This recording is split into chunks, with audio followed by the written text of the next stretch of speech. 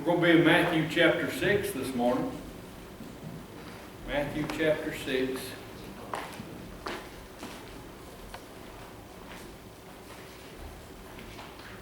And we'll begin reading in verse 19. Matthew chapter 6, verse 19. God's word says, "Lay not up for yourselves treasures upon earth, where moth and rust doth corrupt, where thieves break through and steal. But lay up for yourself treasures in heaven, where neither moth nor rust doth corrupt, and where thieves do not break through nor steal. For where your treasure is, there will your heart be also." You know, when we think about the treasures of this earth, when we think about the treasures of this world, the world holds sort of a different value than Christians ought to hold toward their treasures. You know, we sometimes may think to ourselves, well, I really don't have a treasure. I don't have anything that I'm chasing after, or don't anything that I really desire or would really like to keep. But the truth is, it doesn't matter who you are or your place in life, we have treasures. And the question is, what are those treasures? And how do we feel about those treasures? What are they to us in our lives? You've heard me say many times about my cousin Polly, whose home was full of her treasures, and my dad would offer to go down there and help her clean up. He'd go offer to help her clean her house up, or help her clean her house out, or whatever it may be, and she'd tell him, she said, "No, you can't come down there because you'll throw my treasures away." You know, those things that was in her house were her treasures. And we do have that. So I have to ask you this morning, what are the most important things in your life? If you had to choose just a couple of things right now, that's the only thing that you could keep, was just a couple of items, what would it be? What would be your treasures? What would be the things that you would run and grab and then take with you? I thought about that this week as I was looking at this and thinking about this, and the Lord was laying this message on my heart. I thought, you know, what is it that it would be, or what is it that's my treasures?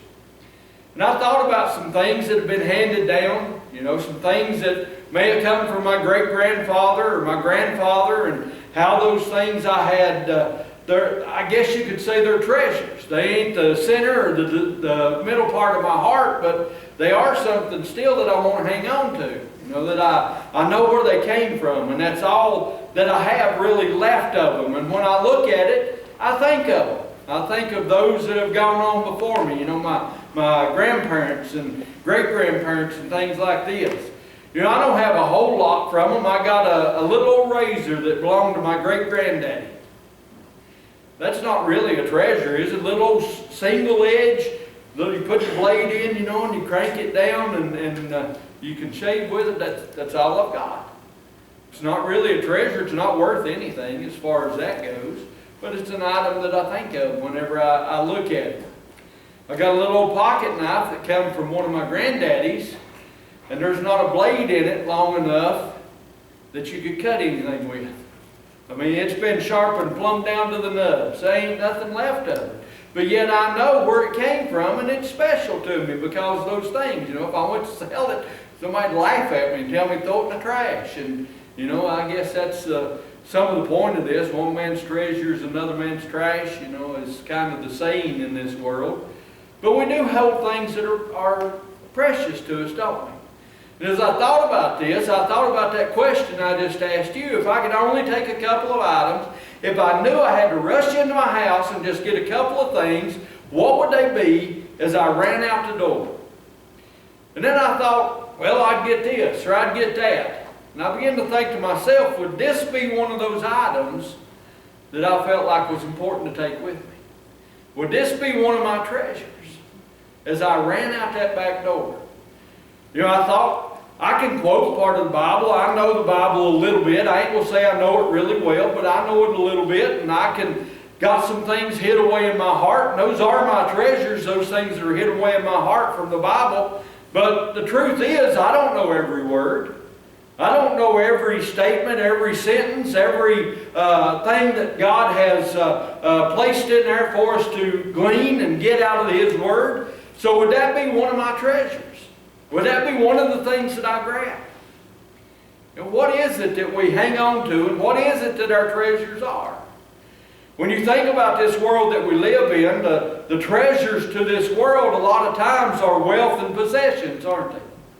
They're the things that we acquire in this world, the things that we can sort of set aside and say, look at what I have here. Look at what I can purchase. Look at what I can buy. You know, that's kind of the mindset in this world. They also kind of rely on their accomplishments or their fame. You know, that's one of the treasures of this world. And the world even tells us that that ought to be things that we strive for, is those accomplishments and fame. A lot of people hold up and are proud of, and their treasures are their IQ or their grades or the many degrees that they've been able to acquire. Those are the things that they hold as treasures. Others are positions or power, you know, as they look at themselves into this world. For some still, it may be beauty or talent. You know, tomorrow night as the fair starts, there's going to be a beauty pageant. You know, sometimes we look at ourselves and we treasure those things about ourselves, don't we? We treasure our beauty or our talent or things of this nature. But you know, everything here that I've mentioned is temporal. Everything here fades away. Everything here goes away as we think about it in life. We may have wealth and possessions today, and tomorrow they're gone. Think about Ukraine and the things that went on there. All the people that had acquired, all the people that had their possessions and things of this nature, and then an invading force, and what happened? Everything that they had, everything that they acquired, they had to leave behind to save their life. You know, those things can go away at any moment. They can be gone, just poof, and they're gone. So we have to be careful about what we treasure, don't we? What we hold up there as treasures. So as we look at these verses, what can we learn from them? You know, here in 19 it says, lay not up for yourself treasures upon the earth, where moth and rust doth corrupt, and where thieves break through and steal, but lay up for yourself treasures in heaven, where neither moth nor rust doth corrupt, and where thieves do not break through nor steal. So what do we need to learn, or what can we learn? The first thing we need to understand is everybody has treasures. You know, whether we want to admit it or not, or whether we desire to show it or desire to hold those things, each and every one of us have treasures. You know, I mentioned a couple that I guess you could consider treasures for me. They're really worthless. And if I had to run into my house and try to drag something out, it probably wouldn't be those two things. You know, I would miss them, but it probably wouldn't be those two things. It would probably be something different. But each one of us has a treasure. It doesn't matter where you are in life. It doesn't matter your status. It doesn't matter whether you're rich or whether you're poor. We all have treasures. If you don't believe that, just look as they show the news or whatever it may be, some of the homeless people in the big cities and things of that nature. What do you see? You see them with a little buggy, and they've got their treasures in that buggy. The things that they possess, those are their treasures. So it doesn't matter really where you are in life. Every one of us has treasure. And we need to understand that. These treasures, they can come in possession or position. You know, we need to realize that. You think about Achan back in Joshua chapter 7, you know, Joshua was leading the Israelites into the promised land, and they come upon Jericho. God told them, when you go into Jericho, when I allow you to conquer Jericho, you don't take a thing. You leave everything there. You don't take any spoil. He allowed them to conquer Jericho, and what did Achan do? As they were conquering Jericho, he went in and he saw a couple of Babylonian garments. He saw some money, some silver, some gold, some precious things to him. He took those things. He went back to his tent. He dug him a hole in the center of his tent. He put those things in. He covered them up, and nobody would ever know about his treasures. Nobody had ever known about the things that was going on. Until the next time they went out to battle, and what happened? The Israelites were defeated. And Joshua says, Lord, why are you taking us in here? Why are you sending us here to conquer these lands that you've given us, and now we're being defeated? And he said, it ain't all right. You all didn't follow my instructions. And as they started checking, and as they started looking, they found out exactly what Achan had done. What did it cost him? What did it cost him? It cost him not only his treasures, it cost him his life, it cost him his family's life, and it cost him all of his possessions' life. Everything that he had was destroyed because he held something precious that God told him not to.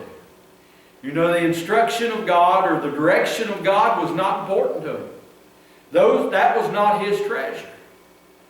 What was his treasure was the things of this world, the temporal things. We have to understand what those treasures are, don't we? You look in Acts chapter 5 at Ananias and Sapphira. They was people that were selling their properties and things of this nature, and they were giving it to the church, and the church was using it to help support and supply and all the different things that was needed for the church at that time, helping it grow. And Ananias and Sapphira saw this, and they saw that those folks were being praised for the things that they were doing, so they decided to do that. They sold their possessions. They told them that they had given all. But the truth was they held back a portion. They told a field, I give everything I've got to God, but yet I've held back some. And when it come right down to it, they lost their lives because they desired to hang on to theirs and lied about giving all to God. And we have to understand that we need to know where our treasure is and what those things are. The other thing we can learn from these verses is that treasure, or having treasure, is not wrong. It's the attitude toward that treasure that gets us in trouble. In Proverbs chapter 6 through verse 11, chapter 6, verse 6 through 11, it says, Go to the ant, thou sluggard, consider her ways and be wise, which having no guide, overseer, or ruler, provideth her meat in the summer, and gathereth her food in the harvest. How long wilt thou sleep, O sluggard? When wilt thou arise out of thy sleep? Yet a little sleep, a little slumber, a little folding of the hands to sleep. So shall thy poverty come as one that travaileth, and thy want as an armed man. So it tells us there's nothing wrong with having a treasure, having possessions, because it points us to the ant. An ant gathers and it collects and it does everything it needs to be able to survive in the coming times. So the Bible encourages us to do the same thing. So it ain't that treasures are bad or having treasures are bad. It's the attitude toward those treasures that causes problems. And we have to be careful about that attitude. We have to be careful about what our treasure is. The Bible here warns us that we need to be careful about that. In these verses it tells us, lay not up for yourselves treasures where moth and rust doth corrupt, and where thieves can come in and steal. So we have to be careful what our treasures are. We don't want to lay up things where moth and rust and thieves can come in and get those things. You think about the worldly possessions, the worldly things that are kind of held up and said we have to strive over. Those are the very things here that says not to chase after. One of these days when I leave this world, there may be a few possessions of mine left behind. But chances are the clothing that I have is either going to be wore out or moth-eaten. Nobody's going to want it. They might give it to the Goodwill or take it out back and burn it or something of that nature. They're probably not going to treasure it for sure. The furniture and things like that we've acquired will probably be sold in a yard sale or given away. I'm a realist. I understand those things. They're going to be gone away. They're not going to be treasures to somebody else. The possessions that I've got, the vehicles, the things of that nature, they got a monetary value. They'll probably be sold, and that money put in the bank somewhere to be used for what they desire as treasures. For maybe a retirement or something on down the road for them. You know, I understand those things. But we have to be careful about laying those things up, don't we? You know, as I said, my clothes may all be moth-eaten. The vehicles that I have may all be rusted down. They may have big rust mites in them where you can throw a cat through the whole thing from one side to the other, about anywhere you want to. You know, they fade away. They fade away. There may be a thief come in and steal that pocket knife that I treasure, or that razor that was my great-great-granddaddy's. They may come in and steal those treasures that I have. We have to be careful not to lay our treasures up there. Because the truth is, we can lose any of those things, can't we? We can lose our wealth. We can lose our health. We can lose our talents. You know, sometimes we put our treasures in our talents. We use that as our treasure. But we can lose all those things overnight. How many people do you know that in an instant their life was changed? Because of a car wreck, because of a medical emergency, you know, a heart attack or a stroke or something of that nature, an accident of some kind where something changed.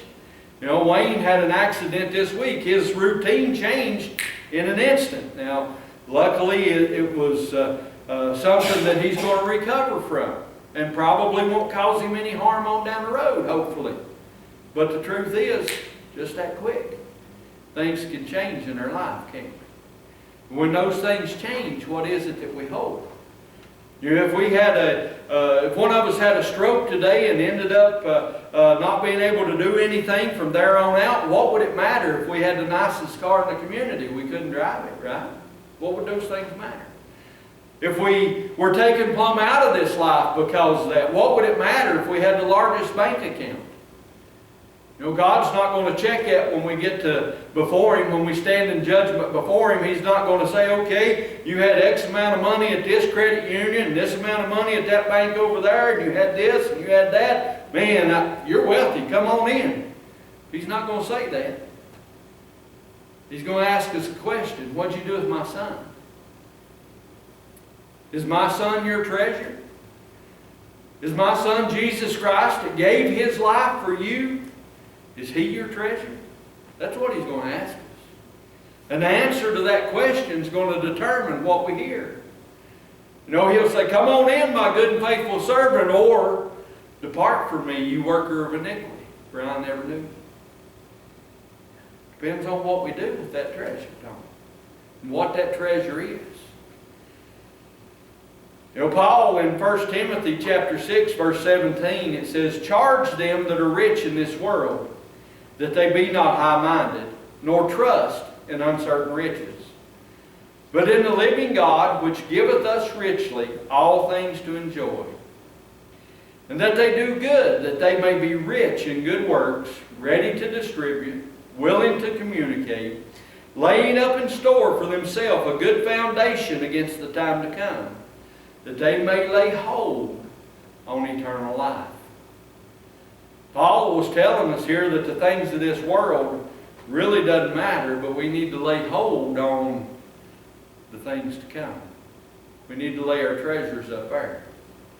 We need to learn where to put our treasures. You know, and that's what Jesus told us here. He says, lay not up your treasures on this earth, but lay up for yourselves treasures in heaven. Lay up for yourself treasures in heaven. So we can learn where to put our treasure, can't we? This world or in heaven. We have to understand that. We also have to understand that our heart follows our treasure. In verse 21 it says, for where your treasure is, there will your heart be also. Where your treasure is, there will your heart be also. You know, those things that we hold valuable, those treasures that we have, Jesus here is telling us that those are the things that we're going to run after. Those are the things that we desire. Those are the things that we cling to and hold on to and believe in and trust in. You know, the folks that he was talking to at this time, everything that they had was monetary. You know, their treasures were the food that they'd stored up for the winter. It was their sheep and oxen. It was the little bit of clothing that they had on their back. It was just a few monetary possessions that they had. That was their treasure, and they hung to them and clung to them and all those different things. And he's trying to help them to understand that those things in the great realm of things are not going to matter. It's not going to matter. It's what you're going to do with the treasure that God sent to this world. What you're going to do with His Son. The last thing that I think we can learn here is that what we invest in governs our life. What we invest in governs our life. Whatever that may be. You know, if we invest our time in friends that are a bad influence on us, then that bad influence is going to govern our life. And when we invest our time with friends that are a good influence and following God, then we're going to tend to do the same thing, aren't we? We're going to tend to strive to please God and strive to do the things that God desires of us. So it tells us here we need to invest in good things, don't we? We need to invest in the things that are of God. You know, as we look at this, there'd be a lot of people say, well, you know, because of my circumstance in life, I really didn't have a choice. Because of this or that, you know, I didn't have an opportunity. But the truth is, here as we look at these verses, Jesus is telling us that we have an option. We have a choice, each and every one of us. We have a choice. Each and every one of us will choose. You know, I believe it was Sunday night we talked about some things that we're responsible for and how we'll be held accountable for those responsibilities. Well, the truth is we're responsible for this and we're going to be held accountable for it. We have to choose. We need to choose our treasure wisely, don't we? We need to choose our treasure wisely. Because, as I said, we'll be accountable for where that treasure is, what that treasure is, and how we have used that treasure in this world.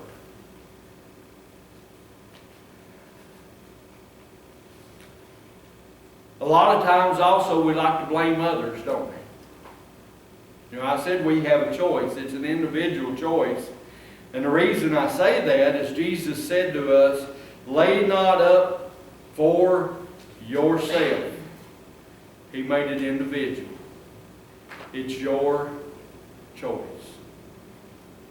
It's your choice. And we're accountable for that choice. Our one true and living God has supplied the most precious treasure that could ever be given to this world. He sent His Son, Jesus Christ, who set the example for us, who died for us, and was able to reconcile us to God through the shed blood on the cross. Now, what have we done with His Son? What have we done with Jesus Christ? The most precious treasure ever given. Have we accepted Him into our lives? Have we followed Him totally and completely? Have we chosen to put away the things of this world? The pride, the pleasure, the accomplishments and fame, the possessions? Have we decided to put those things away and follow God totally and completely? You see, that's His desire for us. And that's what He wants out of us in this world, is to share Him with everybody we come in contact with. So what's important? What's your treasure today? If you would, stand with me. Page 596.